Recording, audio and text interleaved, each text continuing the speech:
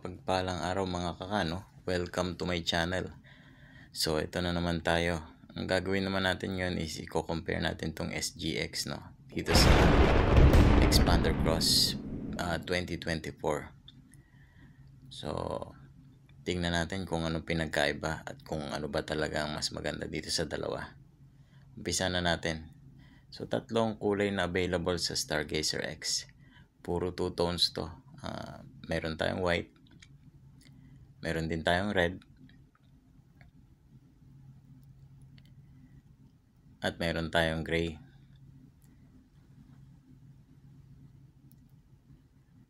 So lahat yan ay 2 tones, black yung roof, tapos yung kanya-kanyang kulay yung mga body niya. Ito naman ang mga available na kulay sa Expander Cross. So meron silang gray, monotone,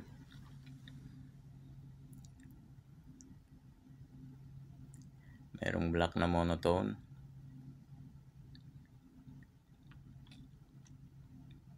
meron silang two-tone na orange metallic,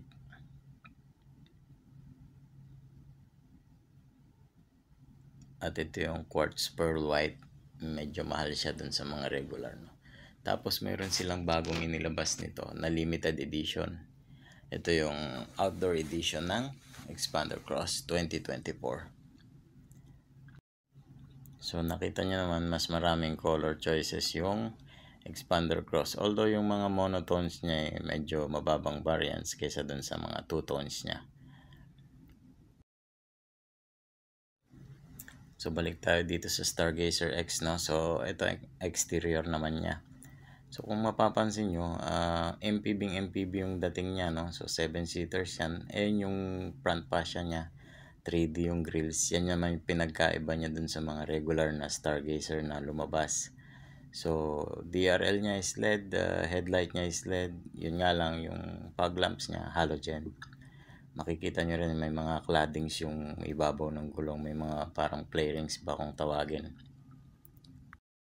Bali yung ibabaw ng hood niya medyo mas maganda rin kaysa dun sa mga regular Stargazers, May parang linyang dalawa dun sa taas ng hood niya. Tapos yung side naman niya, yan nga, may mga body skirts na kulay itim.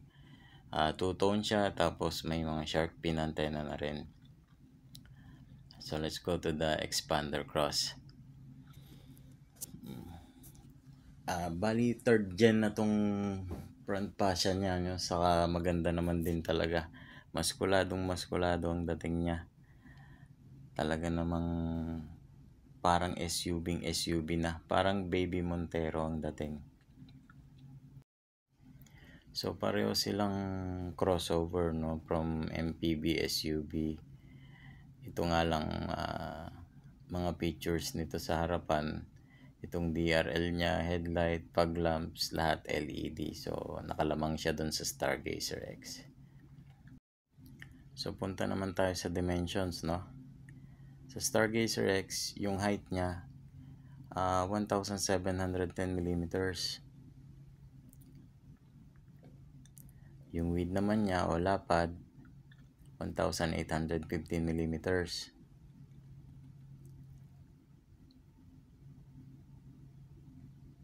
Yung length naman o haba 4,495 mm. Tapos yung ground clearance niya 200 mm.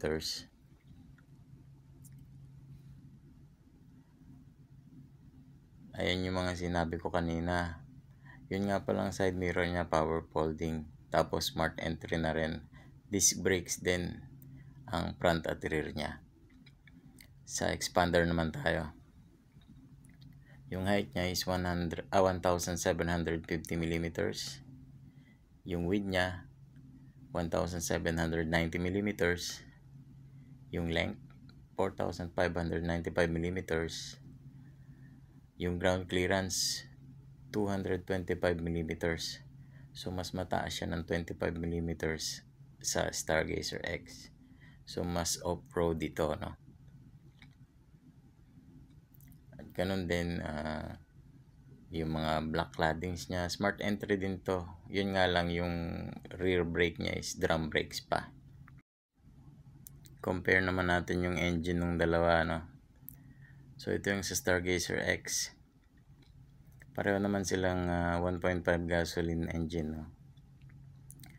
Mas mataas nga lang yung power output ng Stargazer X kaysa sa engine ng Xpander Cross. IBT nga rin pala ang Stargazer X.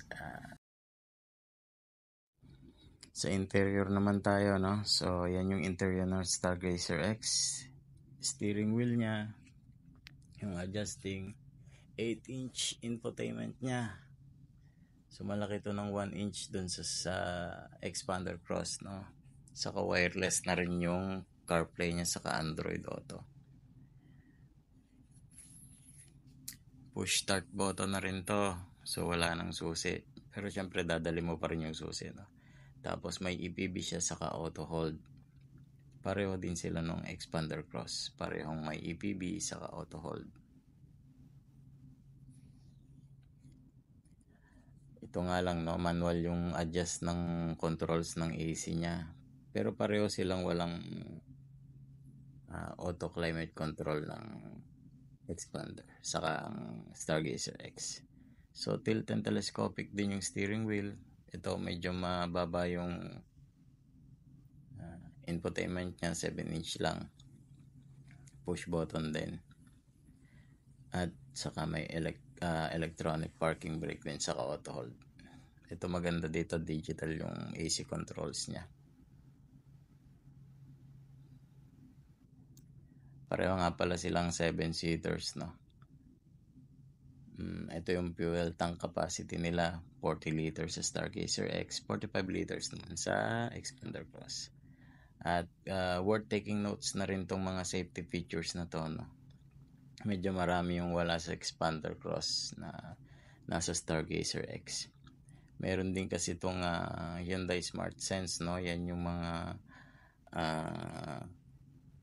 tawag dito, yung mga auto high beam, mga lane keep assist, mga assist na ini-add ni Hyundai sa Stargazer X.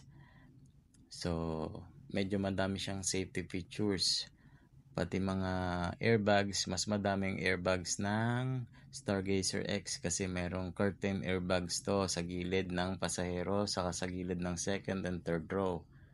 Hindi kagaya ng sa Xpander Cross. So medyo talo ang Xpander sa safety, no? Yung cruise control naman nila, pareho naman silang hindi adaptive. So talagang manual din yung cruise control. Pero malaking bagay kasi pag nasa highway ka, hindi mo na kailangang tapakan yung gas. Iseset mo na lang yung speed, tapos yung sasakyan ang bahalang mag-drive para sa'yo, no? So hindi nakakapagod mag-drive.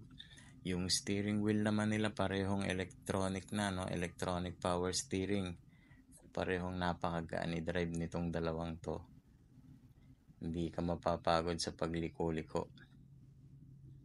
So ito nga pala ang presyo ng Stargazer X, 1,348,000 pesos, no? Yan yung SRP niya.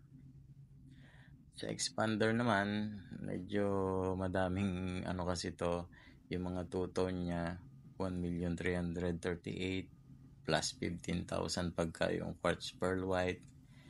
At tapos yung bagong lumabas na medyo mahal din. So limited edition kasi yun. Saka may mga libreng tent yata, saka mga upuan, at saka mesa, pang camping talaga. Kaya nga siguro outdoor edition siya.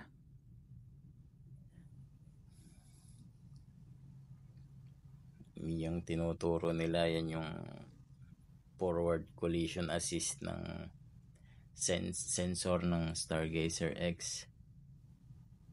Sa parking sensors nga pala, lamang din ng Stargazer X, no? Kasi mayroon tong dalawa sa harapan. Yung Xpander kasi sa likuran lang yung eye sensor. So yun lang, no, mga Salamat sa panonood. Please like and subscribe. Thank you.